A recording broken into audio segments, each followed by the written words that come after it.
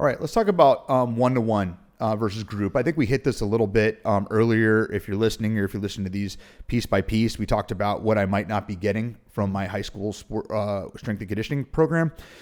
So let's talk about one-to-one. It's probably like the number one way to get the attention, like you're filling the attention gap. But what are maybe some other benefits or some less well-known benefits from getting a one-to-one trainer for my athlete? Yeah, I think number one, like we talked about earlier, is just filling gaps. It's easier to fill the gaps in a one-on-one setting. It's hard to fill those gaps as well when you're in a group setting. And so when someone has another program that they're following, or they're following a high school strength program and coming in to train with us, it's easier to monitor and manage training stresses and volume in a one-on-one setting.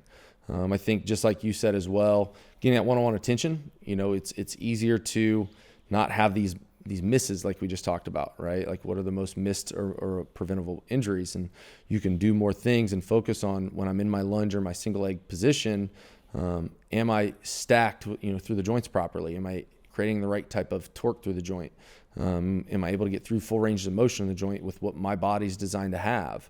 Can I improve or increase that over time, right? Some people in some places can, some won't. So do we need to just work with what we got, or do we need to improve that range of motion as we go? I think there's a lot of things that make it much easier, because you're able to just give that one-on-one attention to detail. You also start talking about one-on-one. I think the most basic one for people is you have a program built specifically for your goals with a coach that's watching almost every rep you do. A good one-on-one coach, they will see, 80 to 90% of the repetitions you do, and they can emphasize and correct, in the moment. So to kind of riff on this, like let's say I'm listening to this and I don't have a gym that I go to, and I'd love to get a one-to-one trainer for my coach. So what are some evaluation criteria that I should think about, like as a parent, or I'm even like a sport coach? Like let's say I coach like football or basketball, and I'm like, well, I want to round this out and get a trainer for one or two of my kids. What are kind of on your list of like knockout questions, or maybe opt-in questions? Like here's what you want to look for when trying to find a trainer, particularly when it comes to sports performance. Yeah, I think what is their background? Not necessarily education. What's their experience like? I've seen great coaches on both ends with, all the knowledge in the world. I've seen coaches with, no real formal knowledge, but a ton of experience, and they're both great, right? And so what do you trust? What do you want? I think that's going to be the first step. Like, what's going to give you that comfort to stick it out? Because if you're not going to, that's going to be the number one factor, is sustainability. If you're not going to stick it out, you're not going to get much out of it, right?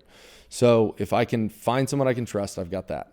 I think in regards to, from a training standpoint, am I working through different planes of motion? Am I incorporating the 6 foundational or fundamental human movements?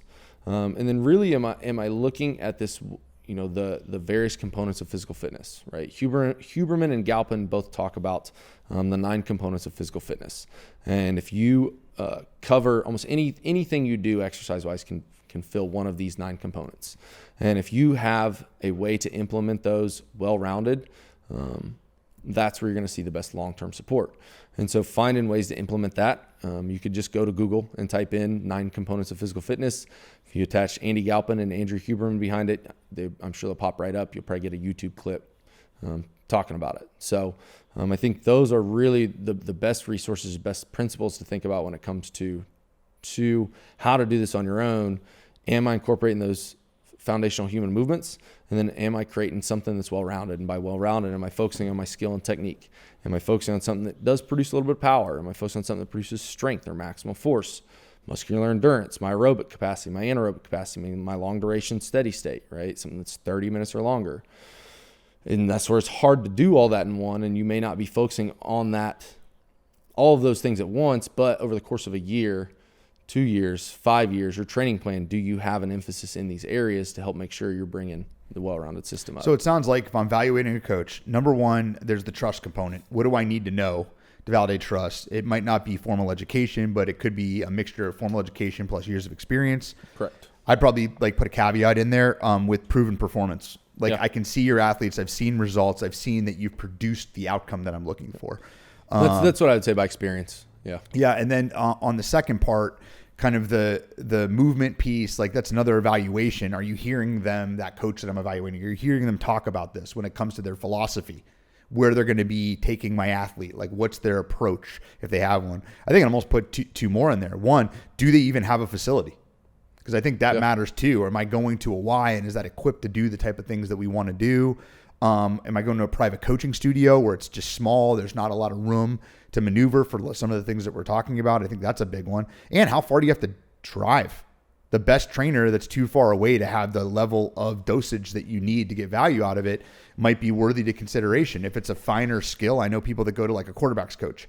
They'll drive 90 minutes for that, but it's not like a 3 times a week thing, whereas sports performance would be something like that. So